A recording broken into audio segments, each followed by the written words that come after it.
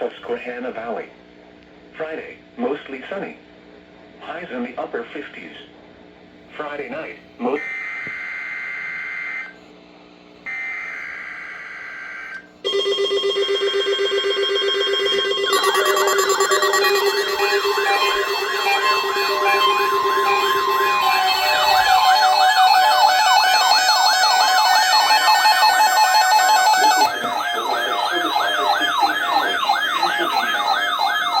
You just heard were a test of the specific area message encoding and tone alert systems. During dangerous weather events, NOAA weather radio receivers can be activated by these systems. A message with information about a watch or warning would follow. Tests of these systems are normally conducted by the National Weather Service between 11 a.m. and noon each Wednesday. If there is a threat of severe weather, the test may be postponed until the next good weather day.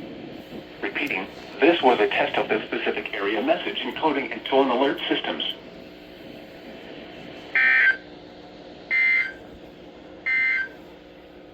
Here is the latest National Weather Service forecast for Cary, Cumberland,